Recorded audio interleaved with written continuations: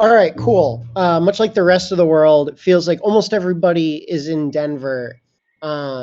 So I'll share. We'll go through. We'll call it quickly.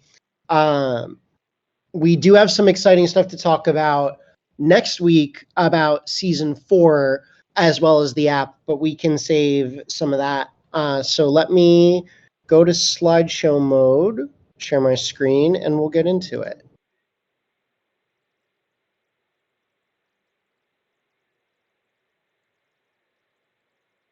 Show. All right, cool. Can skip past that. We'll do KPIs. Aaron's out. Zook, did Aaron leave you with anything for this slide or just for analytics? So analytics is ready. Peer review and bounty ops are ready, but this one we haven't talked about it, so No I'm not problem. sure if it's updated. That's fine. We'll just keep going to the stuff that we do have. So Zook, the floor is yours. Okay, thank you. So our analytics KPIs are really good. We have a lot of active analysts, 163 people last week, and we also onboarded 68 new analysts. And we're launching more than 15 bounties this week.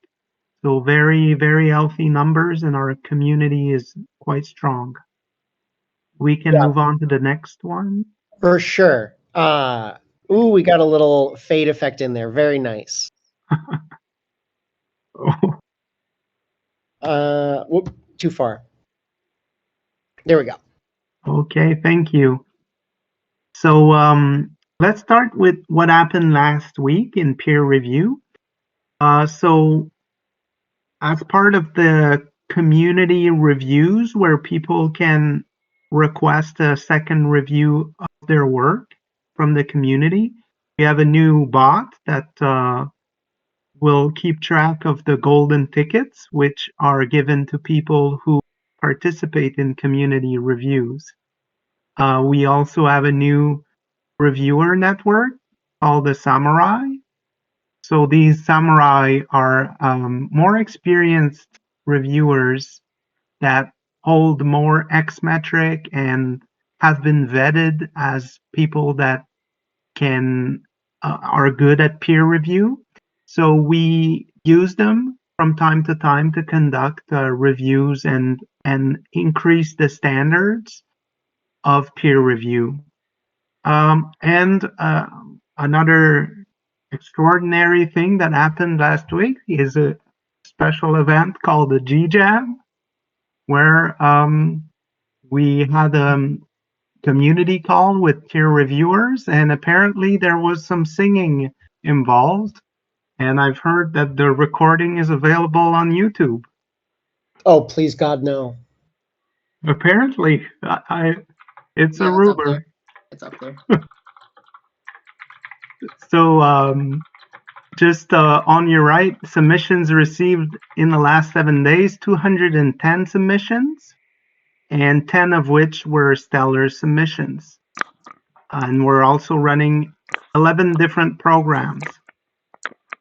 So this week, we're transitioning from settling ties via voting to settling ties via the published tweets. So we hope that this is going to make our peer review turnaround time much faster. So voting on tiebreakers is hopefully coming to an end. We're all super happy about that. Go ahead with concerns, and then I have a comment. Sure. So we might screen our submissions a little better when it comes to the SQL code, but for that we're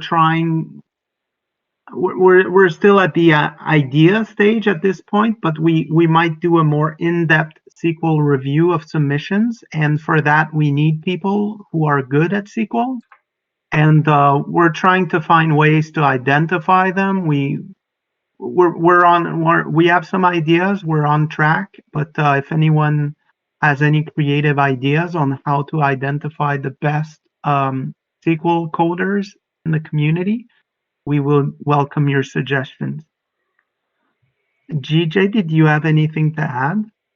Yeah, on the reviewers, we do have a SQL reviewer test that we can make voluntary as one option of doing this.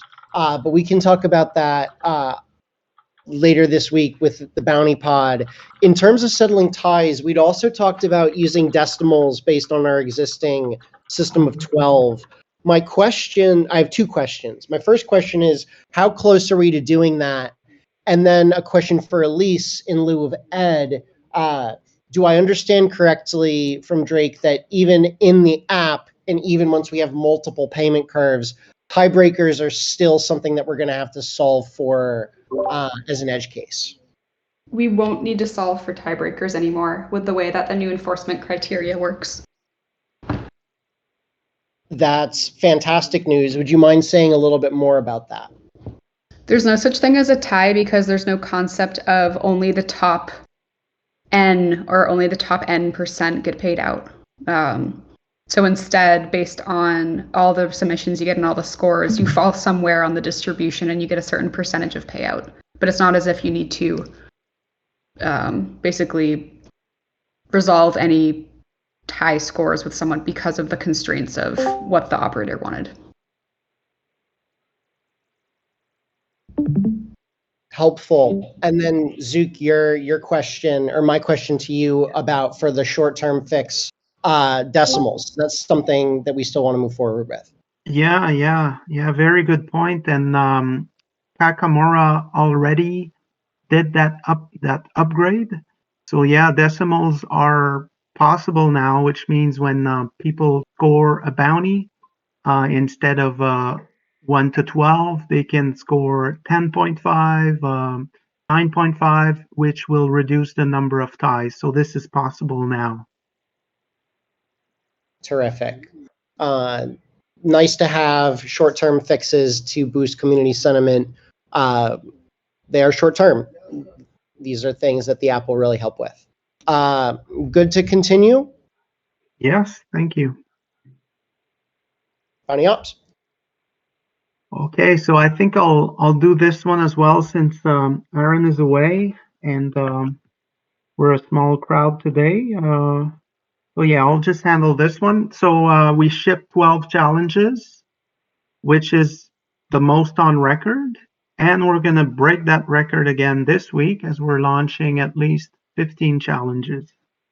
And one of last week's challenge was created and launched fully by our friend Adria, who just joined Bounty Ops. So he's been given training and is already a useful contributor who can launch bounties independently. New program, Sushi Swap. So we launched a Sushi Swap question last week. So we're constantly seeing new programs leveraging our analytics. This week we're shipping up to 20 challenges. So this is across analytics and brainstorming. We want to deliver against Axeler Ambassador Bounty by end of the week. We don't have that much information on this one. And we're reviewing batch 43 of bounties. So this is the previous week's submissions. Concerns or blockers, we're increasing the number of analytics challenges every week. So we're just making sure the team is delivering for our clients. And so far, so good. Community-driven questions are not coming in at the quality or rate needed. So this is with regards to the brainstorming phase, which is where we gather questions from the community.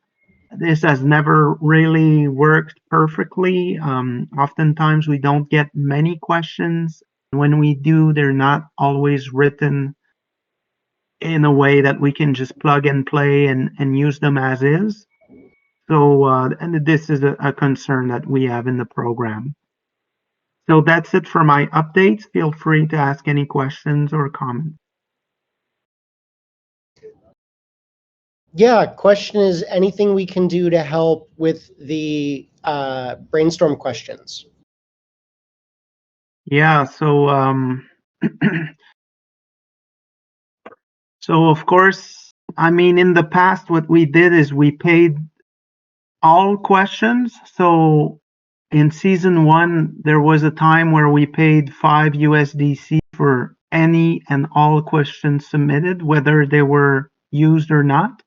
And then we paid 50 for questions that we used. So this did produce a lot more incoming questions, but the quality of them was not great.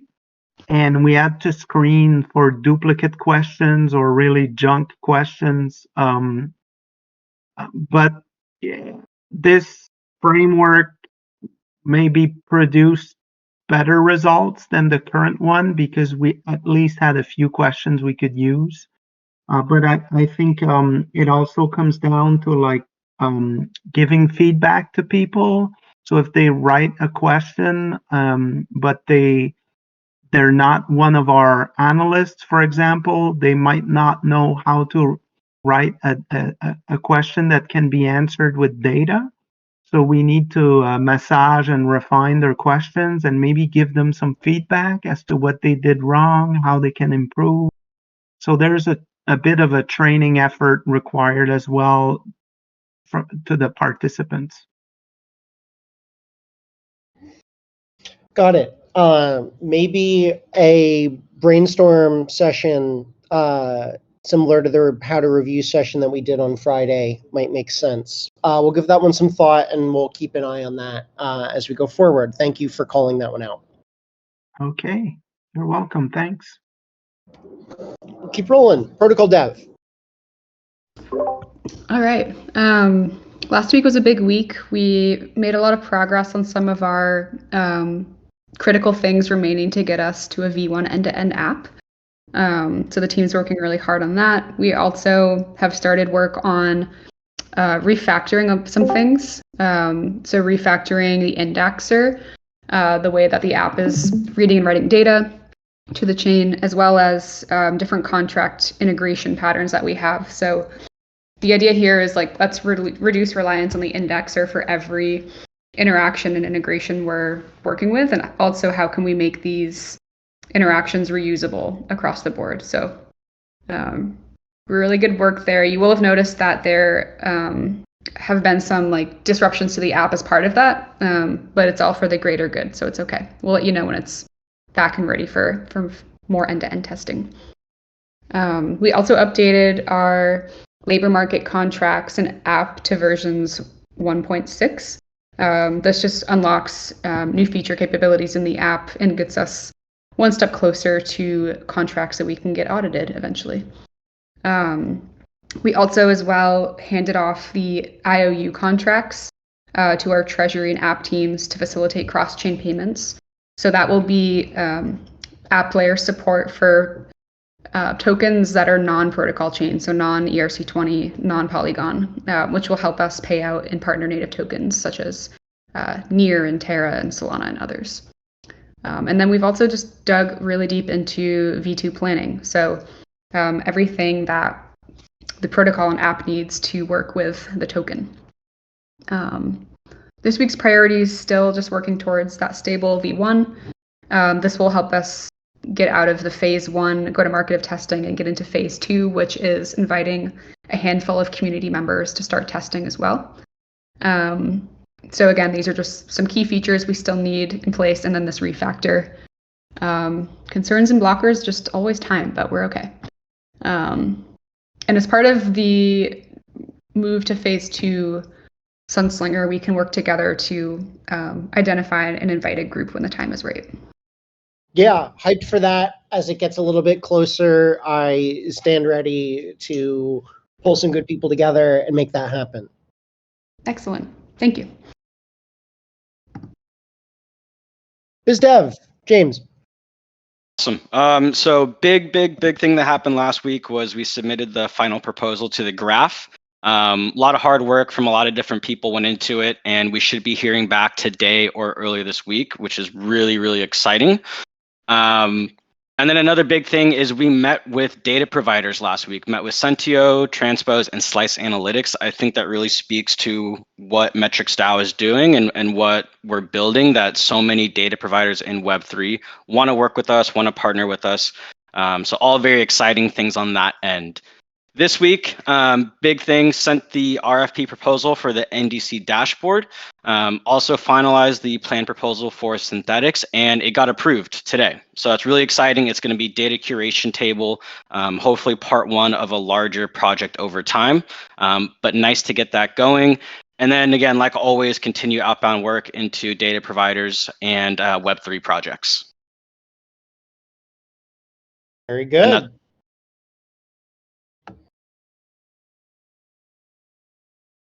DAO Ops.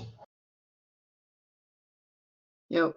Last week was just more legal stuff that most people aren't interested in, but it's so that pod leaders can legally hold tokens for MetricsDAO and stuff like that. We still need some clarification on legal things, so we're going to be waiting on things for this week, but we're also just getting ready for season end, and some changes are going to be happening in governance processes, so just kind of documenting those and also figuring out how to tell everyone in a way that makes sense. Yeah, no blockers or anything. Cool. I will follow up with Aaron separately on contributors and ensuring that pods get their forms in.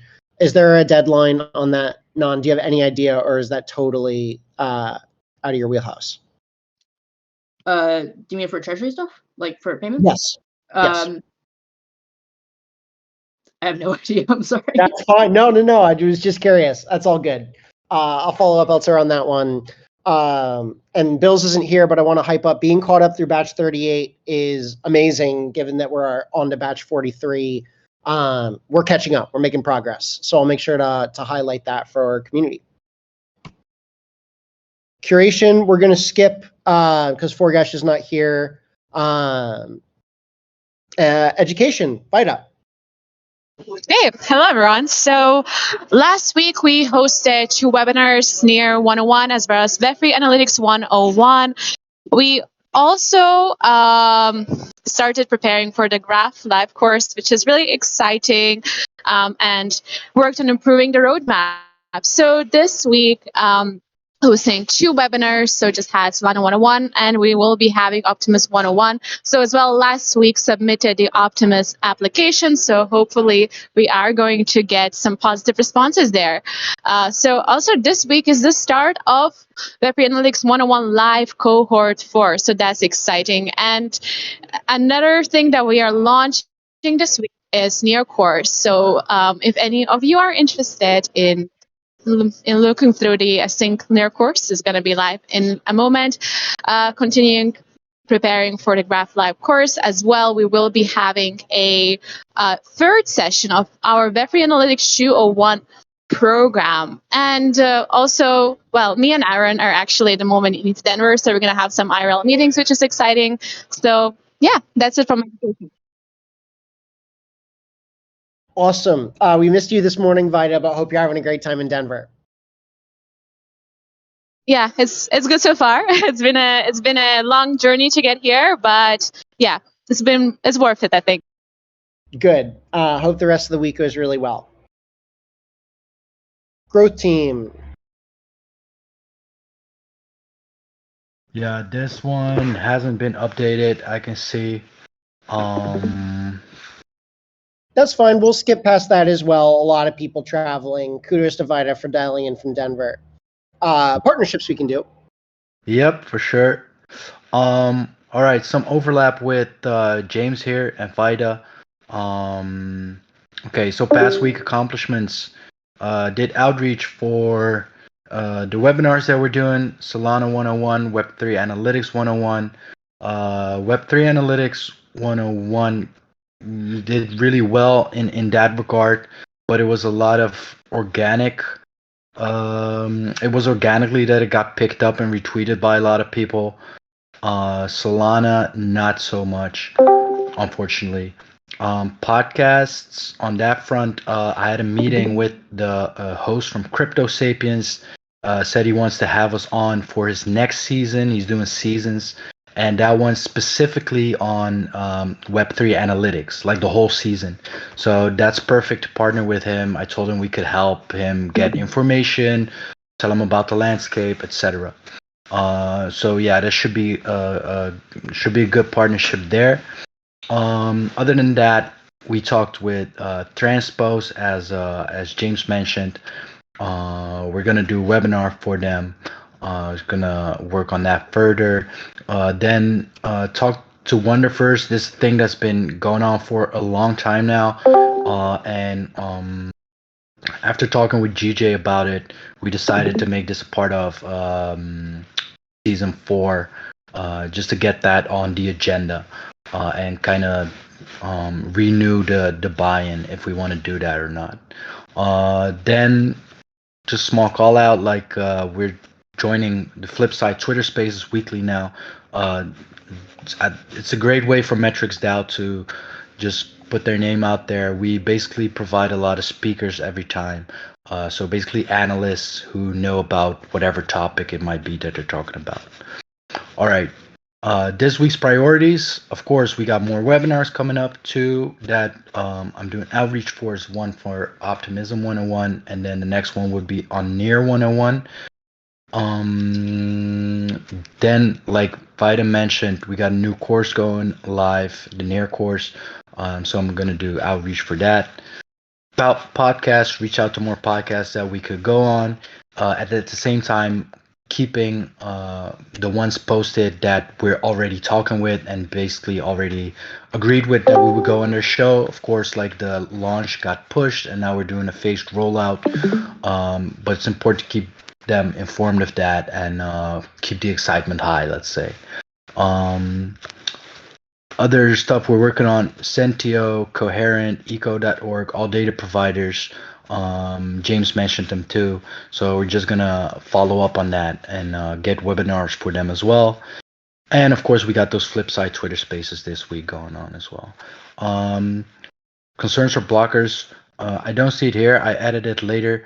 The one blocker I would mention is that we're trying to get UTM tags on teachable links, which basically means we can track where traffic is coming from if we share those links. But in order to do that, it has to be integrated with Google Analytics, and it was discussed with Rochelle, but I'm not sure how much, if she'll get to it or not. That's it.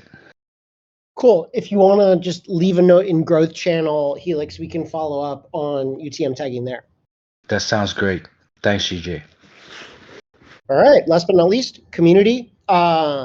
Senior reviewer training was awesome. We took the full hour. We talked about a lot. There will be future reviewer trainings. But better reviews and better payment are the two pain points that come up over and over again in community sentiment. So that's what we're targeting first. Using the golden ticket bot, we've assigned golden tickets to 6 different people, and we're working through the re-reviews there. Still got to figure out how payment works after the fact, but we'll solve that one. And continuing to look at what is driving user pain points, user satisfaction, and adapt accordingly. This week, new reviewer networks, new expert networks, continuing to look at how we find specialized SQL review and creating composable networks that we can use both now and once the app is live. There's a lot of other stuff we got going on. I'm going to focus on documentation and tagging Gabriel really quickly, but let me make the pitch on his behalf. Please, please, please, if you have docs and you want anyone to read them at all, share them so we can get them added in Gitbook and ensure that they're kept up to date. Yep, there's a thread called Documentation for Days in Team Chat. So just drop links to any documents that you would really like to make sure stay publicly visible, and we will make sure they get transferred to Gitbook And of course, if you don't have Gitbook access right now and you would like it for the future so you can update these docs at your leisure, please let us know and we'll get you an account set up. Thank you, Gabriel. Community call tomorrow. Please stop by. We'll do a little leaking. We'll talk a little app stuff. We'll talk a little bit of education. And we'll continue to preview some of the really exciting stuff that we've got coming in season 4. That's all I got. Awesome. Thank you, squad. Appreciate you showing up, especially on a shorthanded week. We'll be back in full force next Monday. All right. Have a good week, Take care, everyone. everybody. Thanks, y'all. Thank you. Bye.